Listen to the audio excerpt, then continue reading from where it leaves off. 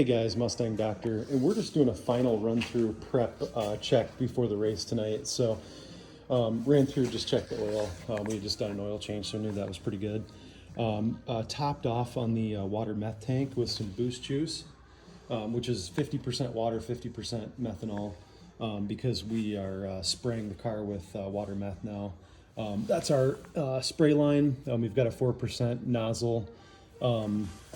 Spray nozzle on it, which is pretty small, but we don't run this water meth. We're not spraying it because we need it for ignition timing or lean air to fuel structure in the tune. We're actually just running it for just a little bit cooler intake air temps.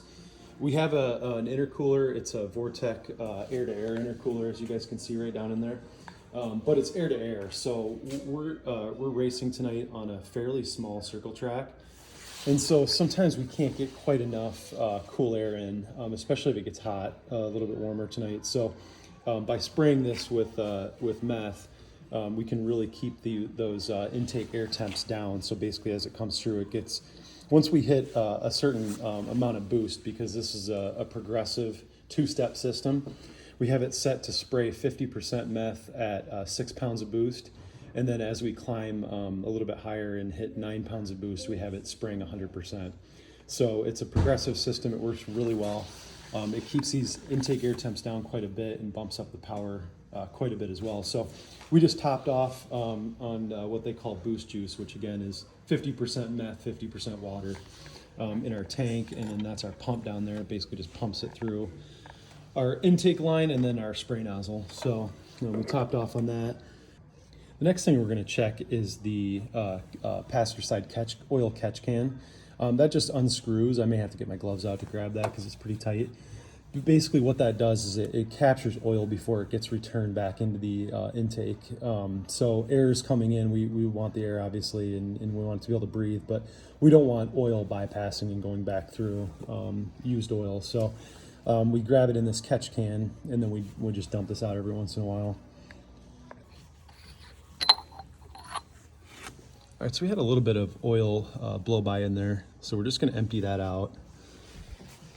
So now that we've checked our oil, we've filled up our water meth, we're going to check our supercharger oil, and that's done by just taking out the supercharger dipstick drain plug, or not drain plug, but dipstick port. So the reason why we need to make sure this is really, really well topped off is we're running a 10% larger crank pulley and a 3.625 3.625 millimeter supercharger grip tech pulley. And because of that, we're actually pushing a lot more boost a lot quicker, which is giving us a lot more low end acceleration.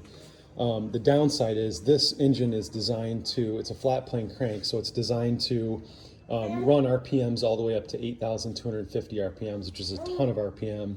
The problem with that is once you start going down in size in pulley, or you start adjusting the crank pulley size to compensate for the supercharger pulley size, you start to spin the blower really quick. The blower is a supercharger.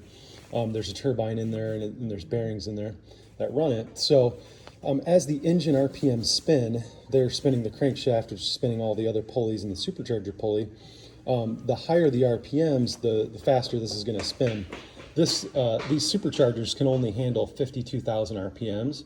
So if we run this up to 8,250 RPMs, we're going to overspin the blower. So I've been working in the tune and have the rev limiter set appropriately, but every now and then, if we miss a gear, it revs pretty high. And actually tonight, I'm planning to push this pretty hard. Planning to run this probably right up to 8,000, especially through the first corner. I want to try to stay in first gear and really get a push out of the gate. So we're going to be running this thing really hard, so I want to make sure it's really well topped off in oil because we're going to be right up to the limit on overspinning that. I've spun to the 8,000 before quite a bit without an issue, so I think we're in good shape with the setup we have on the ATI super damper crank pulley and supercharger pulley. I think our ratios are perfectly in alignment. So, but we'll top that off and just make sure we're good to go. Okay, guys, so the supercharger oil was perfect as we had hoped and thought. The next thing we're going to do is fill up on E85. So we run pump E85. The benefit with that is, one, it's $1 cheaper a gallon than regular 93 octane. And second to that, it has an equivalent octane or an octane rating of roughly 111 octane. Because it's corn alcohol, so it's like running race fuel through your car from the pump. So we're going to fill up on that, and that'll allow us to run a little bit more ignition timing and really bump up the power and keep things really safe. All right, guys, we'll see you at the race.